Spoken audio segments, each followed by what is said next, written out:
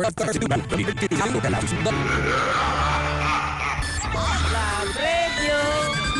Okay mga Labs, kailangan pa bang i-memorize yan? Vision na to! At ito, nandito na. Pinakihintay natin si Gabe Rosas. Pero bago yan, bibigay ko muna kayo kay Lady Love. Anyways, I'm Troy the Lover Boy. Siyempre, 100.7 Love Radio. Yes, at syempre alam natin kung saan siya pupunta. Mamaya naghihintay na si Sammy Babe sa Pacific Mall sa Event Theater po. Sa Event Theater. Sa third level po yan. Tama ba ko? Tama. Second floor. Second floor. Third floor. Third floor ba? Okay, basta sa Event Theater ng Pacific Mall, libreng-libre po. Ngayon naman guys, welcome naman natin si Miss Kay Rosas!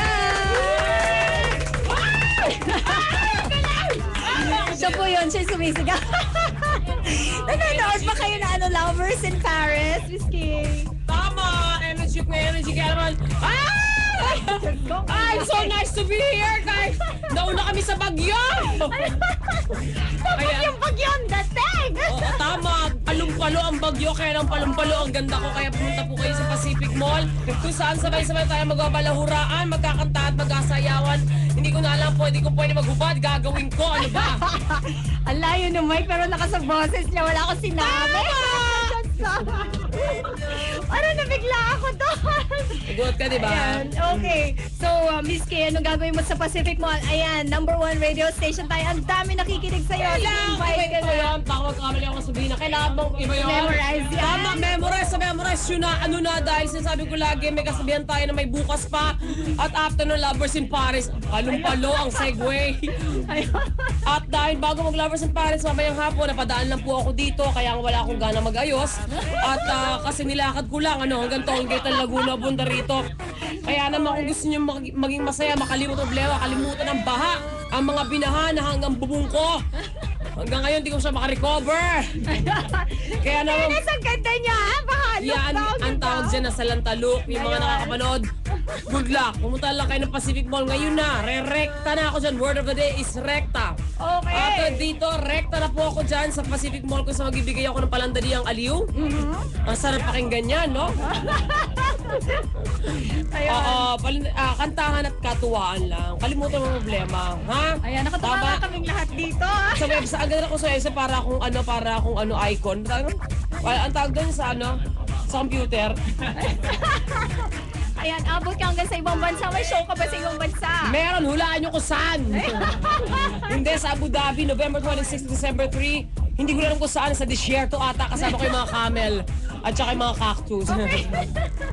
O, ayan, narinig niyo na mga kabisyo. So, expect more from Miss Kay Broses.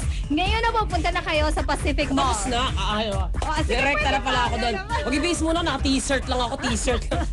Siyempre, medyo ganda-gandahan naman ako dyan. Lagi yung mga ng Lovers in Paris, Everyday Boys, Primetime Bida. Dahil napakaganda na story, of course, Casey Concepcion, and Piolo Pascual, at siyempre ako, wow.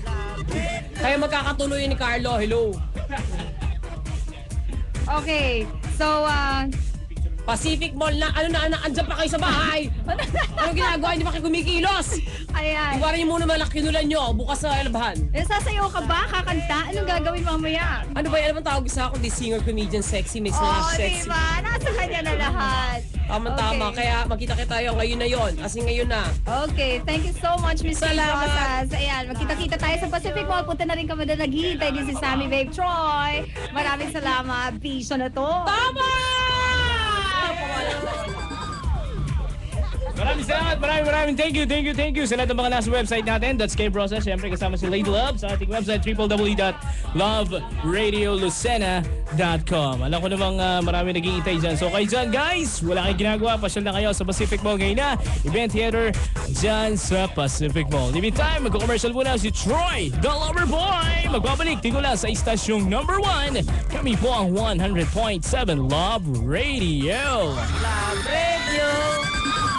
It's Oktoberfest at Mug Cafe. Your favorite hangout features stand-up comedian Vice Ganda.